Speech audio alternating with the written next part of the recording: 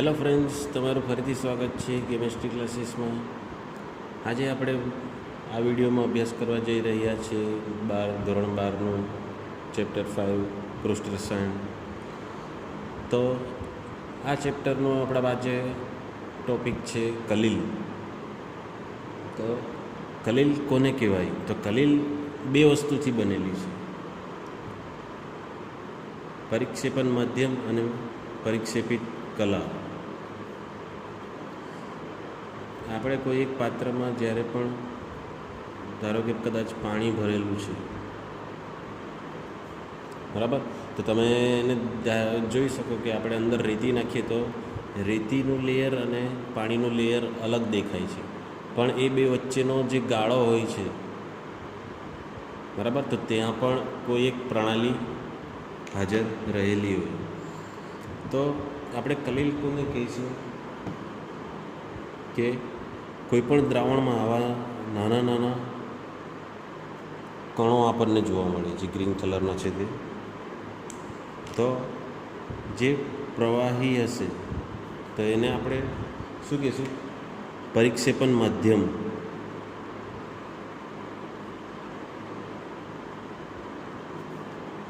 બરાબર. ને જેટલા પણ અંદર ઝીણા ઝીણા કણો આવેલા હોય કોઈ પણ દ્રાવકમાં, તો એને આપણે કહીશું પરિક્ષેપિત કલા. તો કલીલ બીજું કંઈ નથી, બે વસ્તુનું બનેલું હોય: પરિક્ષેપણ માધ્યમ અને પરિક્ષેપિત કલા. આપણે જ્યારે પણ કોઈ પણ એક્ઝામ્પલ જોયેલું હોય કે જેમ કે આપણે પાણીમાં મીઠું ઓગાળતા જ જઈએ, બરાબર, તો ઓગળી જાય છે, તો એ સાચા દ્રાવણો કહેવાય. ને એમાં જ જો હવે આપણે ધીરે ધીરે મીઠું વધારે ને વધારે ઉમેરતા જ જઈએ તો એક સમય એવો આવે કે મીઠું એ પાણીની પાત્રમાં સપાટીમાં નીચે બેસવા લાગે છે, તો ત્યારે એ કલીલ સ્વરૂપ તરીકેનું ધારણ કરે છે. કલીલ આપણા પાસે ઘણા બધા એક્ઝામ્પલ છે: દૂધ છે, દહીં છે, જેલી જોઈ હશે તમે. સૌથી બેસ્ટ એક્ઝામ્પલ જોયું હશે કે આપણા ઘરમાં જ્યારે અંધારું હોય ને પ્રકાશનું એક કિરણ પડતું હોય, તો એ પ્રકાશના કિરણમાં આપણને અમુક ધૂળના રજકણો જોવા મળે. ઠીક છે, તો એ પ્રકારની જે પણ પ્રણાલી હોય તો એને શું કહેવામાં આવે? કલીલ. બરાબર. તો કલીલમાં જે આ નાના નાના કણો રહેલા હોય, પરિક્ષેપિત કલા, તો એનો વ્યાસ 1 નેનોમીટરથી 1000 નેનોમીટરની વચ્ચે હોય છે. બરાબર. જે પણ આવા પરિક્ષેપિત કલા છે તો એ કણોનો સાઇઝ કેટલી રહેવી જોઈએ? 1 નેનોમીટરથી 1000 નેનોમીટર. બરાબર. જો આના કરતાં સાઇઝ ઓછી હશે તો એ સાચા દ્રાવણો થઈ જાય ને, એટલે 1000 નેનોમીટર કરતાં સાઇઝ હજુ નાની હશે તો આ દ્રાવણ કેવું થઈ જશે? સાચું દ્રાવણ, કે જેમાં આપણે પરિક્ષેપિત કલા અને પરિક્ષેપણ માધ્યમને બે અલગ અલગ તારવી નહીં શકીએ. ને જો 1 નેનોમીટર કરતાં એનું સાઇઝ વધી જાય, બરાબર, તો એ અવક્ષેપ સ્વરૂપમાં એ દ્રાવણમાં બેસી જશે. બરાબર. એટલે આટલી સાઇઝ રહેવી જોઈએ. આપણા જેટલા પણ પરિક્ષેપિત કલા છે,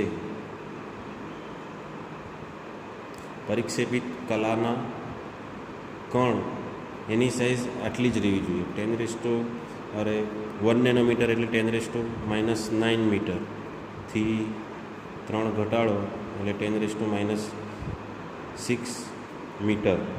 તો આ અંતરની વચ્ચે જ એનો વ્યાસ રહેવો જોઈએ. ત્યાં જ આપણને જે દ્રાવણ મળશે એ કલીલમય દ્રાવણ મળશે. બરાબર. તો હવે આપણે ઘણી બધી આગળ અધિશોષણની વાત કરી, બરાબર. તો કણોનો આપણે વાત કરી છે કે જેમ કોઈ આખા ઘન કરતાં એના ઝીણું કરીને દળેલો ભાગ જેટલો હોય તો તેના પર અધિશોષણ વધારે થાય. તો એમાં કહેવામાં આવેલું કે એનો આપણે શું કે ક્ષેત્રફળ વધારે હોય એના કારણે. તો હવે ક્ષેત્રફળ વધારે હોય એવું કઈ રીતે કહી શકીએ? ધારો કે આપણા પાસે કોઈ એક સમઘન છે, તો આ બધી બાજુની લંબાઈ ધારો કે 1 સેન્ટીમીટર છે, બરાબર. તો આનું ક્ષેત્રફળ કેટલું થાય? તો એનું આપણું ક્ષેત્રફળ જે છે એ થશે 6 સેન્ટીમીટર સ્ક્વેર, બરાબર. પણ એના કરતાં આને જો આપણે નાના નાના ટુકડામાં વિભાજિત કરી નાખીએ, આપણને ખબર છે આગળ પણ ચેપ્ટર 1માં જોઈ ગયા છે કે કોઈ પણ સમઘનની 3 અક્ષો રહેલી હોય, બરાબર. તો આ સમઘન લીધો આપણે, તો એને પહેલાં આ દિશામાં કાપી તો સમઘનના 2 ભાગ થશે, તો એક સમઘનના કેટલા થયા? 2 ભાગ થશે. એવી જ રીતે હવે ઉપરથી કટ કરીએ, તો ઉપરથી કટ કરીએ તો એ 2ના 4 થશે. એવી જ રીતે આ બહારની બાજુએ કટ કરીએ તો એ 4ના 8 ઘન થઈ જશે, બરાબર. ને 8 ઘનનું આપણે ક્ષેત્રફળ જો જોવા જઈએ તો આપણા પાસે લગભગ 60,000 સેન્ટીમીટર સ્ક્વેર થઈ જાય છે, બરાબર. જો 8 ઘન કરીએ તો 10⁻12, જો એના 10⁻12 જેટલા આપણે ભાગ કરીએ તો એનું ક્ષેત્રફળ જે છે એ 60,000 સેન્ટીમીટર થઈ જશે. એટલે આપણે આગળ પણ અધિશોષણમાં વાત કરી છે કે જેટલું પણ સપાટીનું ક્ષેત્રફળ વધારે તેમ અધિશોષણ વધારે થશે. એટલે જે આપણા કલીલ કણોનો સાઇઝ છે તે આટલા નેનોમીટરની છે ને એટલા નેનોમીટરની વચ્ચે હશે તો એને આપણે શું કહીશું? કલીલમય દ્રાવણ, બરાબર છે. તો આપણા કલીલમાં 2 વસ્તુ આપણે જોવાનું છે, પરિક્ષેપણ માધ્યમ અને પરિક્ષેપિત કલા, બરાબર. તો હવે આપણે આગળ જોઈએ કલીલ. તો કલીલનું વર્ગીકરણ કઈ કઈ રીતે કરવામાં આવેલું છે? તો કલીલનું વર્ગીકરણ જે છે એ 3 વિભાગમાં કરવામાં આવેલું છે. તો આપણે હમણાં જોયા કે પરિક્ષેપણ કલા અને પરિક્ષેપણ માધ્યમ. તો એ બંનેનો ભૌતિક અવસ્થા કેવી છે તેના આધારે, કે ઘન અવસ્થામાં છે, પ્રવાહી અવસ્થામાં છે કે વાયુ અવસ્થામાં છે, તો તેના આધારે તેનું વર્ગીકરણ કરવામાં આવે છે. તો એ આપણા પાસે ફર્સ્ટ છે પરિક્ષેપણ માધ્યમ અને પરિક્ષેપણ કલા, એમની ભૌતિક અવસ્થા ઉપર. સેકન્ડ છે પરિક્ષેપણ માધ્યમ અને પરિક્ષેપિત કલા, બરાબર. તો બંને વચ્ચે કઈ પ્રકારની પારસ્પરિક ક્રિયા થાય છે? પારસ્પરિક ક્રિયાના સ્વભાવના આધારે, બરાબર. તો આ પહેલું આપણા પાસે છે કે પરિક્ષેપિત માધ્યમ અને પરિક્ષેપિત કલાની ભૌતિક અવસ્થા. એટલે બંનેમાં શું હશે? કોઈ ઘનમાં હશે, કોઈ પ્રવાહીમાં હશે, બંને પ્રવાહી હશે, એવું થઈ શકે. બીજું છે આપણા પાસે પરિક્ષેપિત માધ્યમ અને પરિક્ષેપિત કલા, એ બંને વચ્ચેની પારસ્પરિક ક્રિયાના સ્વભાવ ઉપર, એટલે બેઉ એકબીજાને આકર્ષે છે, અપાકર્ષે છે, એના આધારે વર્ગીકરણ. અને ત્રીજું છે કે જેટલા પણ આપણા કણો છે, પરિક્ષેપિત કણો, પરિક્ષેપિત કલા એટલે જેટલા પણ ઝીણા ઝીણા કણો છે, તો એક કણોના પ્રકાર ઉપર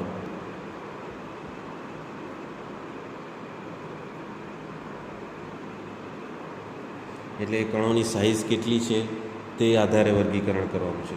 એટલે આપણા પાસે 3 વસ્તુ છે કે પરિક્ષેપિત માધ્યમ એમની ભૌતિક અવસ્થા પર, બે એકબીજા સાથે કઈ રીતે પ્રક્રિયા કરે છે તેના આધારે, અને ત્રીજું છે આપણા પાસે કે જેટલા પણ અંદર કણો આપણા રહેલા છે, પરિક્ષેપિત કલાના કણો, તો એમના પ્રકાર ઉપર કે એમની સાઇઝ કેટલી છે એના આધારે. તો આપણે સૌથી પહેલું લઈ લઈએ કે પરિક્ષેપિત માધ્યમ અને પરિક્ષેપિત કલા એમની ભૌતિક અવસ્થાના આધારે, તેમની ભૌતિક અવસ્થા પરથી આપણે વર્ગીકરણ કરવાનું છે. તો આપણે પહેલાં લખી દઈએ કે પરિક્ષેપિત કલા કયા પ્રકારની છે, પછી પરિક્ષેપણ માધ્યમ કયું છે, પછી કલિલ કણોનો પ્રકાર,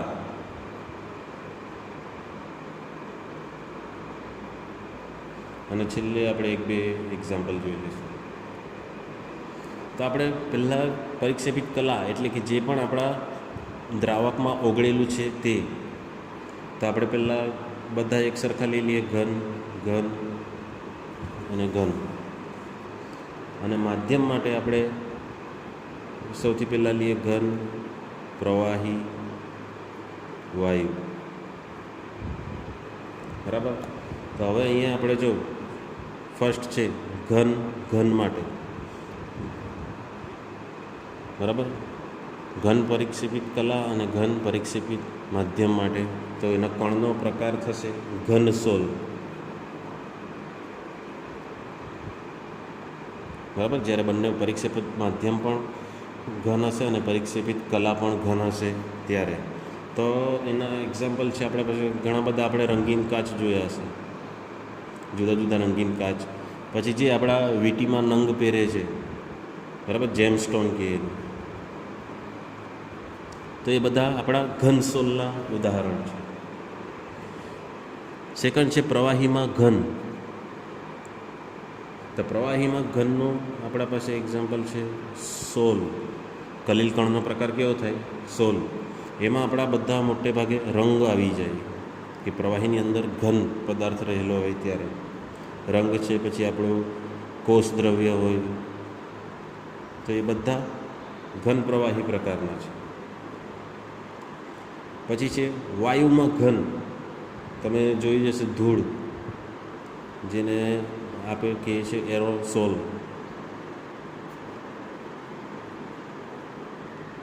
એરોસોલ જેટલા પણ આપણી આસપાસ ધૂળ છે, ધુમાડો છે, તો એ બધો શેમાં આવશે?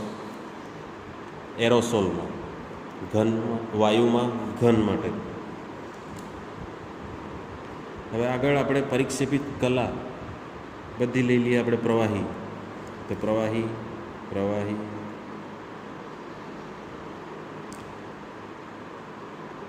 પ્રવાહી, ત્રણ પ્રવાહી લઈ લીધા.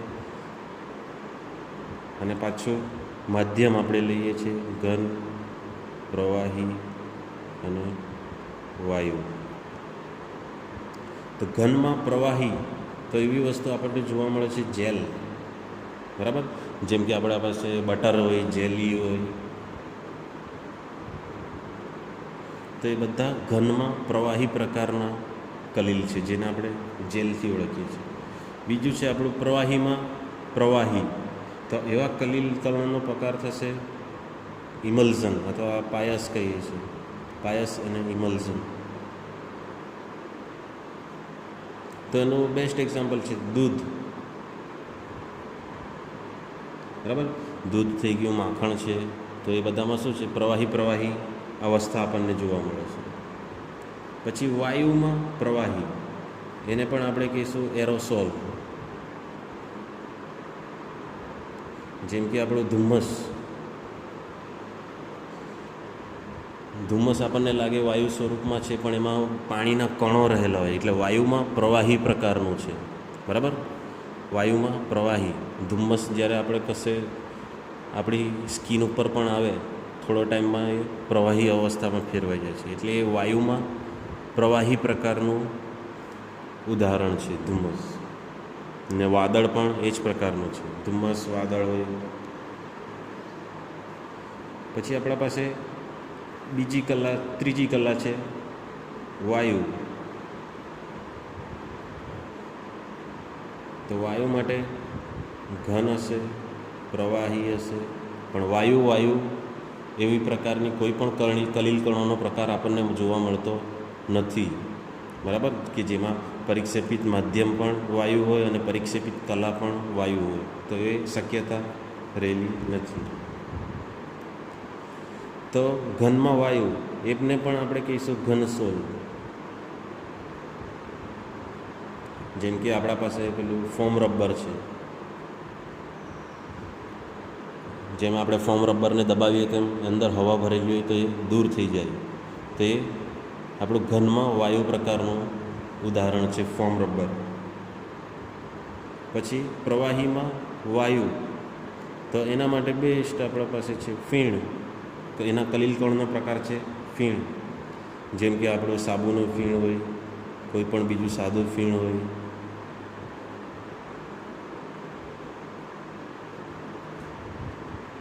તો અહીંયા તમે જોઈ શકો કે આપણા પાસે ઘણા બધા એવા એક્ઝામ્પલ થઈ ગયા કે ઘણા બધા કલીલ પ્રકારો છે, બરાબર. પણ આમાં આપણે આ ચેપ્ટરમાં ખાલી બે જ વસ્તુનો અભ્યાસ કરવાનો છે. એક પાયસ ઇમલ્ઝન અને એક છે આપણા ઘનમાં પ્રવાહીમાં ઘન સોલ. તો આ બે કલીલ કણોના પ્રકારનો જ આપણે આ ચેપ્ટરમાં અભ્યાસ કરવાનો છે. બાકીના બધા તમે એક્ઝામ્પલ ચેક કરી જોજો, એમાં મોટે ભાગે એમાંથી એક્ઝામ્પલ વધારે પૂછાશે. આપણે ખાલી આમાં પાયસ અને સોલ વિશે અભ્યાસ કરવાનો છે, બરાબર. તો આ પહેલું વર્ગીકરણ હતું. બીજું વર્ગીકરણ પર જઈએ આપણે કે પરિક્ષેપિત માધ્યમ અને પરિક્ષેપિત કલા. તો બંને વચ્ચેની પારસ્પરિક ક્રિયાઓ કઈ રીતે થાય છે, બરાબર.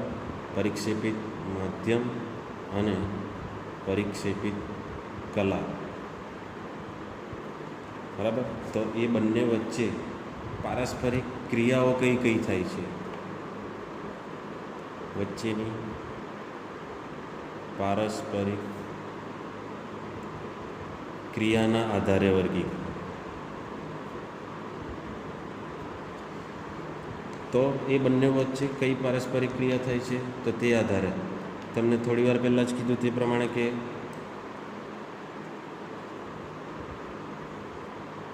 તો એનામાં આપણા પાસે બે પ્રકાર છે, બરાબર. દ્રવ અનુરાગી સોલ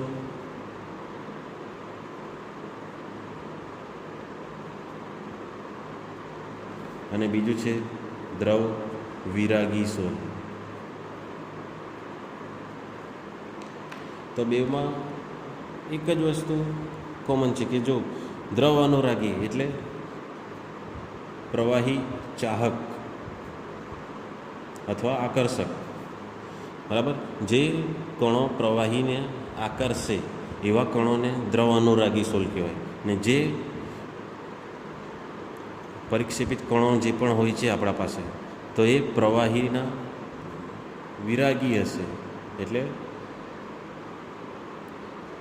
પ્રવાહી વિરાગી એટલે કે જે પ્રવાહીનો અપાકર્ષણ અનુભવે, બરાબર, પ્રવાહીથી દૂર ભાગે, તેવાને આપણે કહીશું દ્રવ વિરાગી સ્વર, બરાબર. ને જે આપણા દ્રવ અનુરાગી છે એ સૌથી વધારે સ્થાયી છે, સરળતાથી બની પણ જાય છે દ્રવ અનુરાગી સોલ. જ્યારે દ્રવ વિરાગી સોલ છે જે ખૂબ જ અસ્થાયી છે, બરાબર. ને એના માટે આપણે સ્થાયી કારક જોઈએ એને સ્થાયી રાખવા માટે, ઠીક છે. ને બીજી વસ્તુ કે જે આપણી દ્રવ અનુરાગી સોલ છે એ પરિવર્તનીય સોલ કહેવામાં આવે. પરિવર્તનીય સોલ એટલે કે એમાંથી એકવાર આપણે પરિક્ષેપિત માધ્યમ અને પરિક્ષેપિત કલા બંનેને છૂટા પાડી દઈએ ને ફરીથી ભેગા કરતાં એ લોકો પાછું સોલ બનાવી કાઢશે, બરાબર. તો એવા સોલને શું કહેશું, દ્રવ અનુરાગી સોલ. જ્યારે દ્રવ વિરાગી સોલ કેવી હશે, અપરિવર્તનીય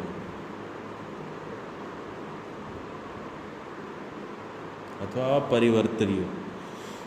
કેમ કે જ્યારે દ્રવ વિરાગી સોલમાંથી પરિક્ષેપિત માધ્યમ અને પરિક્ષેપિત કલા બંનેને છૂટા પાડવામાં આવે તો ને છૂટા પાડીને ફરીથી ભેગા કરતાં પાછું આપણને પહેલાં જેવો સોલ મળતો નથી, એટલે એને આપણે કહીશું દ્રવ વિરાગી સોલ, બરાબર. બુકમાંથી સરખી રીતે જોઈ લેજો, બરાબર, કે દ્રવ અનુરાગી સોલ અને દ્રવ વિરાગી સોલ એ બે વચ્ચેનો તફાવત શું છે. અને લાસ્ટ છે ત્રીજું પ્રકારનું વર્ગીકરણ. તો ત્રીજા પ્રકારનું વર્ગીકરણ શું હતું આપણે? અવક્ષેપિત કલાના કણો અથવા પરિક્ષેપિત કલાના કણો ના પ્રકાર પર એના પ્રકાર પર આધારિત વર્ગીકરણ.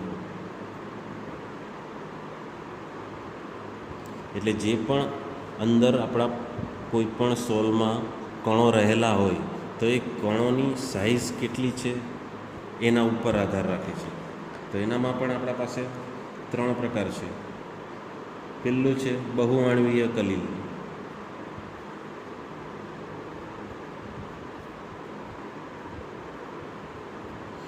તો બહુઆણ્વીય કલીલમાં શું થાય કે એમાં ખૂબ જ નાના નાના કણો રહેલા હોય, નાના નાના કણો અથવા ખૂબ જ વિપુલ પ્રમાણમાં રહેલા અણુઓ.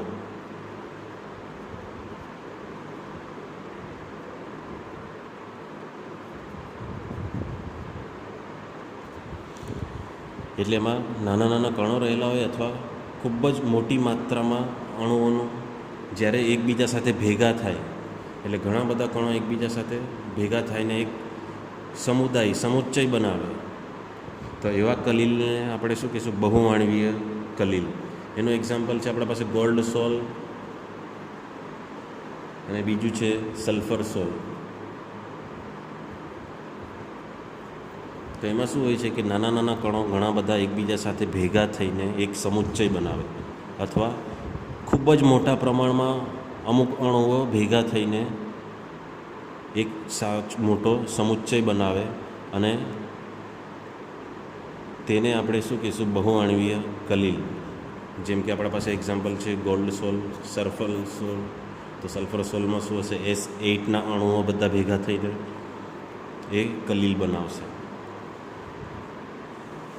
ઠીક છે. તો બીજું જ એમાં છે વિરાટ આણ્વીય કલીલ.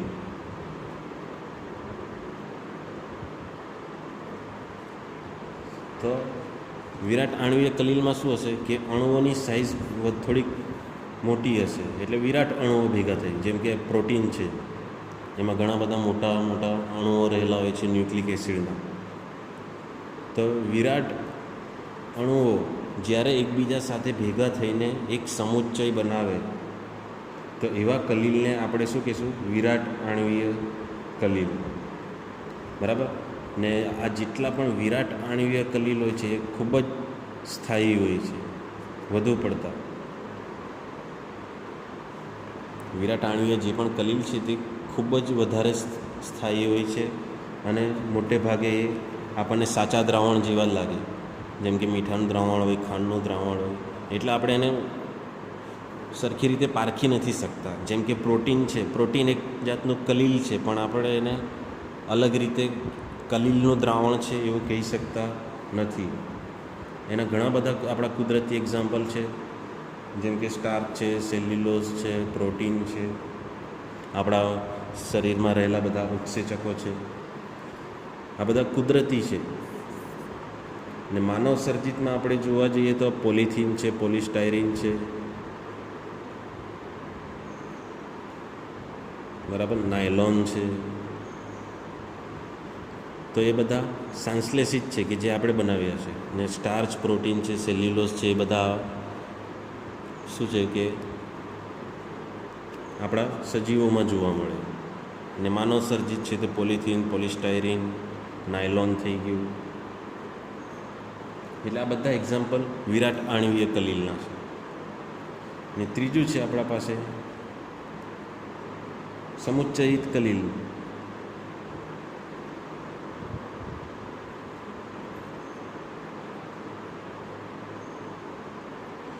જેને બીજા નામ મિસેલથી પણ ઓળખવામાં આવે છે. બરાબર ને? આને તમે સારી રીતે ઓળખો છો. સાબુ, ડિટર્જન્ટ એ બધા મિસેલમાં આવે છે. બરાબર? કે જ્યારે એની ઓછી સાંદ્રતા હોય તો જ્યારે પણ એ કણોની સાંદ્રતા ઓછી હોય તો એ ત્યારે પ્રબળ વિદ્યુત વિભાજ્ય તરીકે વર્તે, બરાબર. પણ જ્યારે પણ એની સાંદ્રતા વધારવામાં આવે અમુક સંખ્યા સુધી, તો વધુ સાંદ્રતાએ એ મિસેલ તરીકે વર્તે અથવા સમુચ્ચિત કલીલ તરીકે વર્તે. કે જ્યારે એ બધા કણો એકબીજા સાથે ભેગા થઈ જાય તો ત્યારે એને શું કહેવામાં આવે છે? સમુચ્ચયિત કલીલ અથવા મિસેલ.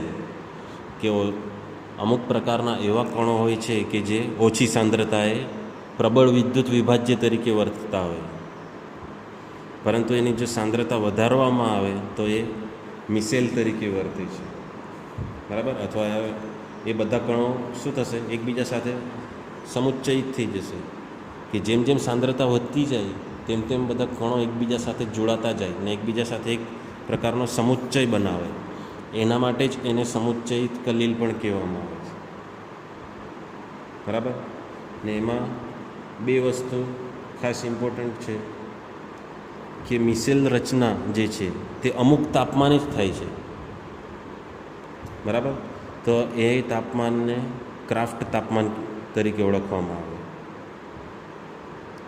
ક્રાફ્ટ તાપમાન TK તરીકે ઓળખવામાં આવે. કે મિસેલ જે રચના છે એ કોઈ ખાસ તાપમાન કરતાં ઊંચા તાપમાને જ એ રચના બનાવશે, તો એને આપણે કહીશું ક્રાફ્ટ તાપમાન. ને બીજું એક છે એના સાંદ્રતાને અનુલક્ષીને CMC, બરાબર. ક્રાંતિક મિસેલ સાંદ્રતા.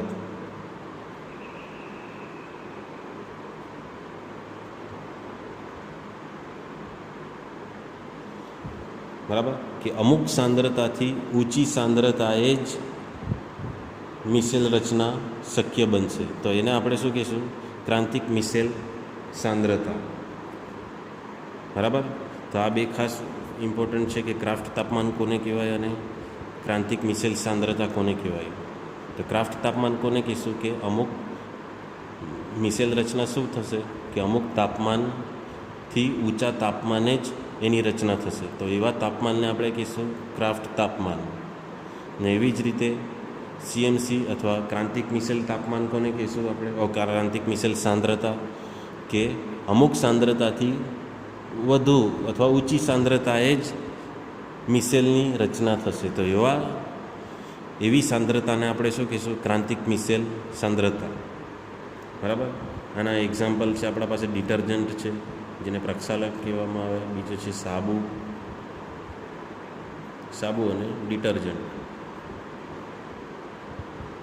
કે જે મિસેલના ઉદાહરણ છે અથવા સમુચ્ચયિત કલીલના ઉદાહરણ છે, બરાબર. તો આના પછીના વિડીયોમાં આપણે આ મિસેલ વિશે આગળ વધારે ભણીશું. તો આજના વિડીયોમાં બસ આટલું જ. Thank you.